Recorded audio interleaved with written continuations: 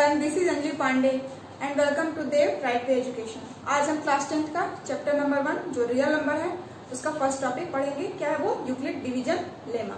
इसका जो basic concept मैंने इसके पिछले वाले वीडियो में ऑलरेडी पढ़ा दिया है। आइए हम पढ़ते हैं पहला टॉपिक यूक्लिड डिवीजन लेमा। इस साल जो बोर्ड के एग्जाम्स होंगे उसमें ये टॉपिक डिडक्ट कर दिया गया है, फिर भी ये टॉपिक समझना बहुत जरूरी है, जिससे हमारा कॉन्सेप्ट क्लियर होगा और कितना भी टफ क्वेश्चन आएगा उसको हम इजिली एग्जाम में सॉल्व कर सकते हैं। तो आइए पढ़ते हैं पहला टॉपिक यूक्लिड डिवीजन लेमा। सबसे पहले हम जानते हैं कि लेमा होता क्या है। ऑलरेडी बुक में एक डिफिनीशन दिया हुआ है, a proven statement which can be use to prove another statement is known as lemma. तो ये तो मैथमेटिकल एक डिफिनीशन हो गया, लेकिन बेसिक लाइफ में इसको समझेंगे कैसे? तो इसको ऐसे समझते हैं कि हम जानते हैं कि जो सूरज है वो पूरब दिशा में उगता है, पूरब दिशा में उगता है, ये यूनिवर्सल ट्रूथ है, सबको पता है। अगर मैं कहूँ कि मेरा घर उसी दिशा में है जिस दिशा में सूरज उगता है, तो ये जो एक प्रूवन स्टेटमेंट है, यानी सूरज पूरब दिशा में उगता है, उसका हम यूज कर रहे हैं ये प्रूफ करने में कि मेरा घर भी उसी डायरेक्शन में है जिस डायरेक्शन में सूरज उगता है। तो आई थिंक आपको समझ में आ गया होगा कि लेमा क्या होता है। एक प्रूवन स्टेटमेंट होता है जिसका हम लोग यूज करते हैं किसी दूसरे स्टेटमेंट को प्रूव करने में। आइए इसको देखते हैं, इसको कैसे मैथमेटिकल लैंग्वेज में लिखते हैं। For given any two positive integers a and b, यानी कोई भी दो हम लोग पॉजिटिव इंटीजर्स मान लेंगे ए और बी। पॉजिटिव इंटीजर्स मतलब कोई भी नेचुरल नंबर, जैसे हो गया 225, 1, 4, कोई भी टू पॉजिटिव इंटीजर्स मान लेंगे। There exist two unique integers q and r, जो क्या कंडीशन सेटिस्फाई करेंगे? a equal to bq plus r, where r is greater than or equal to 0 और less than or equal to 0। इसका मतलब क्या हुआ? कोई भी दो हम लोग पॉजिटिव इंटीजर्स ले लेंगे, उसके लिए दो और यूनिक इंटीजर सेटिस्फाई कराएंगे, जैसे q और r, ये यूनिक इंटीजर्स हैं। और इसको हम लोग, इसका कंडीशन क्या होगा कि r की वैल्यू 0 से बड़ी या बराबर होगी और b से छोटी होगी। इसको आइए हम नॉर्मल लैंग्वेज में समझने की कोशिश करते हैं। इसको हम ऐसे लिखेंगे, b क्या है? यहाँ पे डिवाइजर है, a डिविडेंड है, पता ही होगा आपको, q क्या है? कोशेंट है, और r रिमाइंडर है। जानते हैं आप ना, b divisor, a dividend, q quotient और r रिमाइंडर, ये आपको पता ही होगा। तो यहाँ पे हम यूक्लिड डिवीजन एल्गोरिथम के थ्रू इस पूरे कॉन्सेप्ट को समझने की कोशिश करेंगे। यूक्लिड डिवीजन एल्गोरिथम के थ्रू यहाँ पे जब हम भी a और b कोई भी दो पॉजिटिव इंटीजर्स लेंगे, तो a उस इंटीजर को मानेंगे जो b से बड़ा होगा। a is always greater than b, a बड़ा होगा तभी तो b से डिवाइड करेंगे हम लोग ना। वैसे ही हम लोग क्या कहेंगे? a is always greater than b। दो जब नंबर लेंगे, दो पॉजिटिव इंटीजर्स लेंगे, तो उसमें हम हमेशा ध्यान रखेंगे कि a उसी नंबर को मानना है जो बड़ा होगा। तो आइए समझते हैं यूक्लिड डिवीजन एल्गोरिथम। आइए इसका सेकेंड टॉपिक देखते हैं, यूक्लिड डिवीजन एल्गोरिथम। एल्गोरिथम क्या होता है? किसी प्रॉब्लम को सॉल्व करने में कुछ सर्टेन स्टेप्स का हम यूज करते हैं, वही क्या होता है? एल्गोरिथम। कुछ सर्टेन स्टेप्स के द्वारा कोई प्रॉब्लम अगर हम सॉल्व करते हैं, वो एल्गोरिथम होता है। तो आइए देखते हैं यूक्लिड डिवीजन एल्गोरिथम कैसे यूज होता है। अगर कोई दो पॉजिटिव इंटीजर दिया हुआ है a और b, तो इसका हम HCF डिफाइन करेंगे यूक्लिड डिवीजन लेमा के थ्रू। तो ये यूक्लिड डिवीजन एल्गोरिथम क्या है? ये वर्किंग रूल है। किसी प्रॉब्लम को सॉल्व करने के लिए किस स्टेप्स का, किस प्रोसेस का हम लोग यूज करते हैं, वही एल्गोरिथम होता है। For any given two positive integers a and b, we have to find HCF, यानी हमें इन दोनों नंबर a और b का HCF डिफाइन करना है। यूक्लिड डिवीजन लेमा के थ्रू हम क्या कहेंगे? There exist two unique integers q and r, ठीक है, जहां पे a equal to bq plus r, where r is greater than और equal to 0 and less than equal to 0। इसको हम नॉर्मली वे में समझते हैं। अगर हम यहाँ देख लिए 4 ले लेते हैं और 14 ले लेते हैं, 4 को हम डिवाइड करते हैं, 4 से हम डिवाइड करते हैं 14 को, 4 से 14 को हम 3 बार में डिवाइड करेंगे, क्या आएगा? 12 आएगा। तो यहाँ क्या बचा, 2 बचा।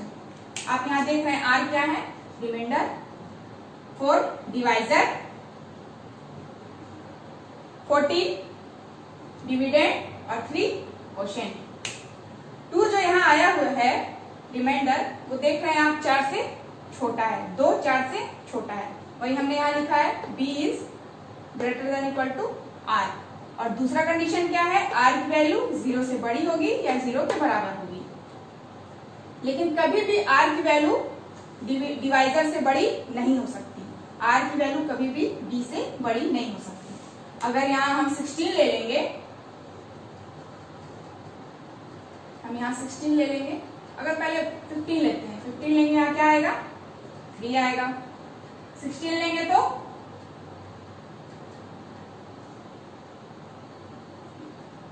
4 बार में कंप्लीटली डिवाइड हो जाएगा 16 से। 0 आया, यानी रिमाइंडर मैक्सिमम 3 आ सकता है, 4 नहीं आ सकता है। रिमाइंडर की वैल्यू हमेशा डिवाइजर से छोटी होगी और 0 से बड़ी होगी या 0 के बराबर होगी। यही क्या है, यूक्लिड डिवीजन लेमा। ये पहला स्टेप है।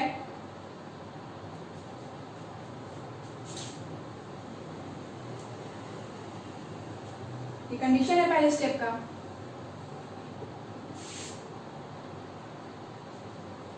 स्टेप फर्स्ट, तो हम अगर इसको ऐसे यूज करते हैं तो सेकेंड स्टेप क्या होगा, सेकेंड स्टेप हम लेंगे इफ r इक्वल टू 0। अगर r 0 आ गया तो यहां जो b है,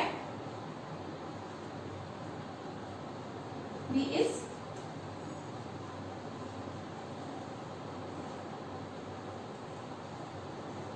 रिक्वायर्ड HCF। ठीक है, अगर r की वैल्यू 0 हो गई तो b ही क्या होगा, इन दोनों नंबर्स का a और b का HCF होगा। लेकिन अगर r की वैल्यू 0 नहीं हुई, स्टेप 3 क्या होगा, अगर r की वैल्यू 0 नहीं हुई, r is not equal to 0, तो फिर से हम ये जो पहले स्टेप में हमने यूज किया है यूक्लिड डिवीजन लेमा, फिर से हम यूक्लिड डिवीजन लेमा का यूज करेंगे। We will further use Euclid division lemma until r becomes 0। जब तक कि r 0 नहीं हो जाता है तब तक हम step by step Euclid division lemma का यूज करेंगे।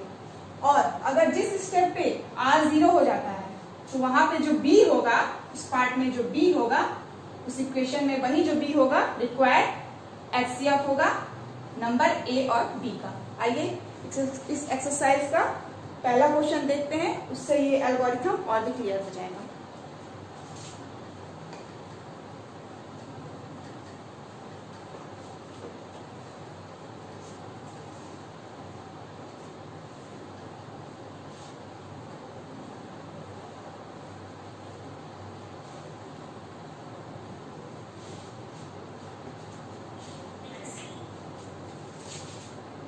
एक्सरसाइज 1.1 क्वेश्चन पहले का पहला क्या है,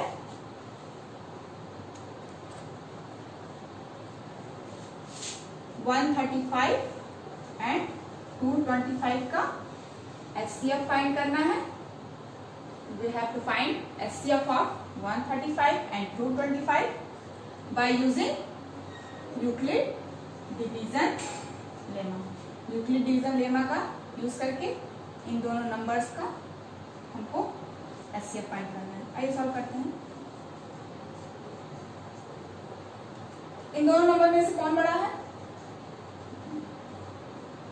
हमेशा ध्यान रखिएगा जो भी नंबर, ये पॉजिटिव इंटीजर है ना, जो भी नंबर बड़ा होगा उसको हमेशा हम ए मानेंगे और जो छोटा होगा उसको बी मानेंगे।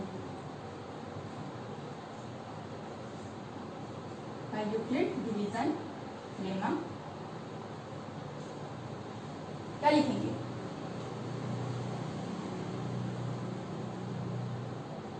क्या होता है? a equal to d q plus r होता है ना। यहाँ a क्या है 225, b क्या है 135, और रफ में इसको हम जैसे एचसीएफ नॉर्मली निकालते हैं वैसे सॉल्व कर लेंगे।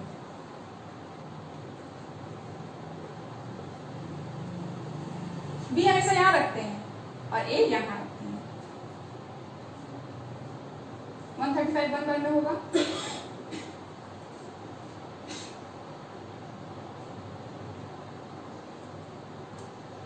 आया ना। मैंने बताया तो शुरू में ही, ये b है, ये a है, क्वेश्चन q है, रिमाइंडर r। q यहाँ क्या होगा 1, r क्या होगा 90। r क्या आया 90 आया ना, 0 नहीं आया। r is equal to 90, r is not equal to 0। r 0 के बराबर नहीं है तो फिर से हम यही स्टेप चूज करेंगे। अब यहां देखिए ध्यान से आप, ये 90 है ना,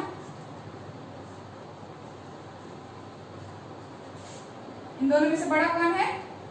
ये 135, ये a हो गया, ये डिवाइजर है 90, ये b हो गया। ये चीज समझने की पहले कोशिश कीजिए कि जब एक स्टेप हो जाएगा तो सेकेंड स्टेप में a किसे लेना है, b किसे लेना है। b वाले प्लेस पे डिवीजर रहेगा, a वाले प्लेस पे डिविडेंड रहेगा।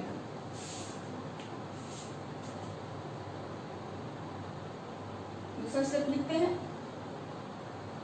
a equal to b q plus r होता है ना, a वहां क्या है 135 equal to 90, a equal to b q, q निकालिए यहां से, क्या आया 45 आया, 45 आया ना, b q plus r. Again r is not equal to 0, r बराबर 45, यहाँ पे फिर से r 0 के बराबर नहीं है। फर्दर हम यही प्रोसेस करते हैं, सीधा लिख लेते हैं 45 है ये,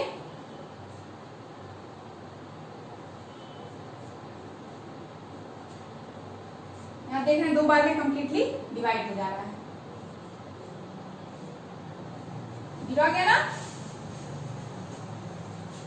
फर्दर वही प्रोसेस अप्लाई करते हैं, a equal to b q plus r. a यहाँ क्या है 90, b 40,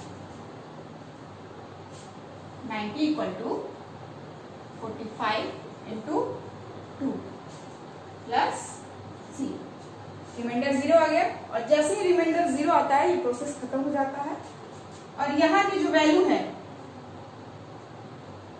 r इक्वल टू 0 आ गया। तो फिर यहाँ की जो वैल्यू है b के प्लेस पे, यही रिक्वायर्ड एचसीएफ हो गया। ठीक है, इसको ऐसा नहीं लिखते हैं, अंडरस्टैंड आपको समझने के लिए मैंने ये किया था। Now r became 0,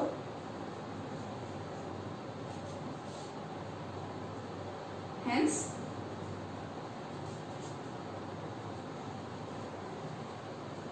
required HCF equal to 45। यही इसका आंसर हुआ। यही तरीका होता है इस तरह के क्वेश्चन सॉल्व करने का। Thank you.